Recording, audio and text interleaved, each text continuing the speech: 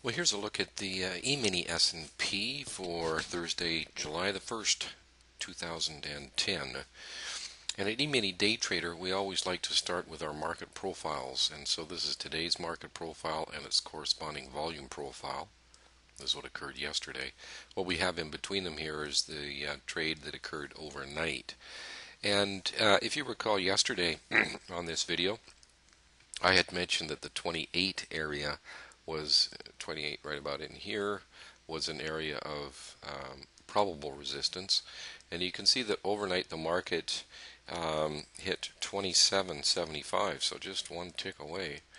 And then in the regular trading hours here today, it did take it out by a little bit, getting up to 29.75, and that was as high as she got. So that resistance area held nicely, and then of course the market had a nice move lower, a pretty strong one in the first part of the day, as it went all the way down to 1006. So the market, however, did have a very good bounce off of that of some 20 points. So even though we still believe the down auction is in place, this kind of bounce, it really should, and I put that in quotes, should have some follow through higher, although it's obviously very close to that 28 area. But it would certainly not be surprising if this 28 area holds. It would also not be surprising if the market punches into it to some degree. Now, of course, all of this, or any kind of movement, I should say, tomorrow, is likely to be dominated with the employment situation news that will be released at 8:30 a.m. Eastern Time. So you want to be on guard for that. Otherwise, our support really doesn't come in till fairly close to the low, down around 1007.8 area. So that's about a 20-point range, fairly large, but we do expect at least one of those ranges to get tested, or one of those extremes of that range to get tested tomorrow. Could, of course, happen overnight, but let's look for it for sure tomorrow once the news is released, and then monitor what kind of reaction the market produces once that occurs. We also like to take a look at the market profiles from the regular trading hours only, just showing 3 days here, because the market has been in a pretty strong down auction here on an intraday basis. So as far as our trades were concerned today, you can see that we had a lot of them, or not a tremendous amount, but several. You can see the down arrows that we had indicating short trades as the market worked lower. And so those are the only indications of short trades that we had today. Then we had indications of long trades right in here. So the way that we're looking at the market, of course, is to try and make our trades in sync with what we believe the day-to-day or intraday auction is. And obviously it was down going into today. And so our very first trade here today was a really nice short trade right in here. And we didn't get filled on this trade and this trade until much later, as you can see, because our horizontal lines right here, in this case this red line here, red line here, red line here, these are trades that are set up but not yet triggered until the market actually hits the price. And so what we try and do is to tie in, not just from a mechanical standpoint, whether or not a trade is in sync with our filter, and you can see our filter down below here, green filter down here, obviously indicating a bullish intraday, in other words within the current day.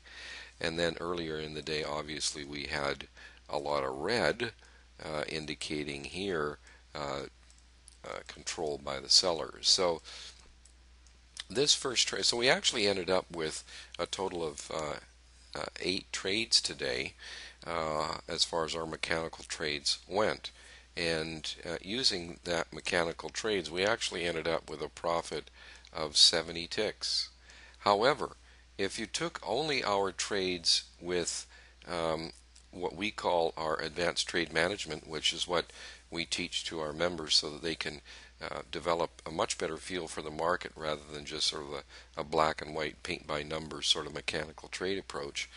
Even though our trades that are set up and triggered are set up and triggered to the tick. So all of the trades are set up and triggered to the tick, but it's whether or not the putting that trade into context as far as our intraday bias, support and resistance areas, and also the intraday bias. So we always want to take those into consideration, as well as the trade type, because some of our trade types have a larger expectation than some of the others. So our basic trades, we of course just use the basic trade protocol, plus 3/4 of a point on the first objective, plus a point and a half on the second objective, and then use our software to manage the final 1/4 position. And then we adjust our stops so that once we hit our first objective, we adjust our stop from a point and a half risk down to 3/4 of a point. So if we're hit on our first objective and then the market turns around and moves against us, then we basically have a break-even trade, other than, of course, the cost of commission.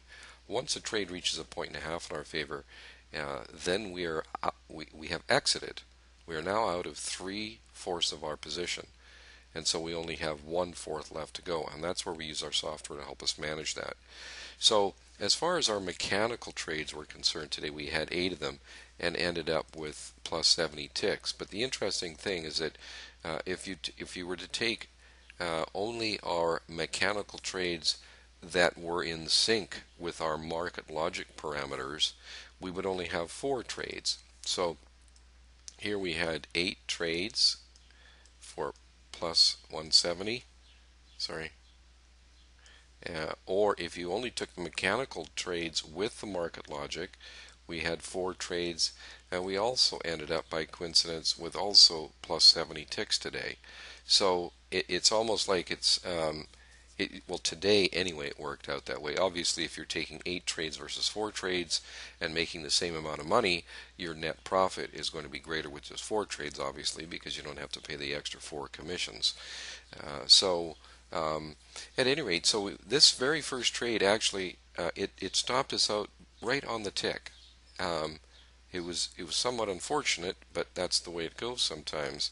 So then we had a second trade in here that worked out to be a beautiful trade and held all the way down here and had a really nice profit on that. So that was our first trade. This was our second trade. Then some of these other trades that we had, for example, this trade right in here was a long trade. It was not a market logic trade, although it did hit our first objective, so it would have been break even.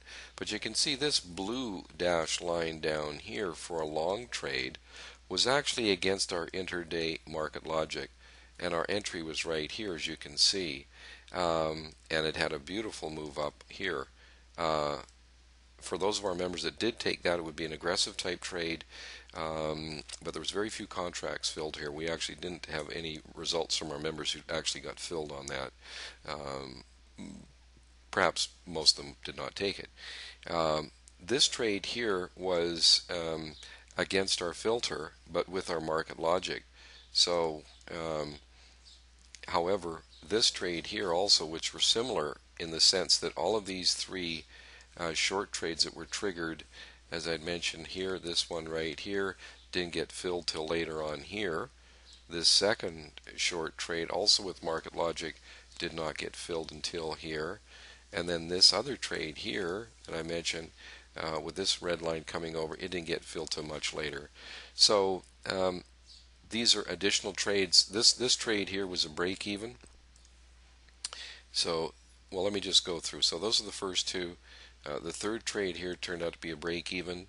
The fourth trade here, no fill on that. This fifth trade right here, which was a short, was a break even. It did move 1 point in our favor. This trade right here was a tremendous trade, came right down, had a good profit on that one, as you can see, as it moved some 6 points lower. And then we had a tremendous fill on here, right to the tick on that one right there. A lot of contracts traded right at our price, though, so we did get filled. Of course, we had our order in. For this trade here, we had our order in on that trade for, about 4 hours. So, a long time.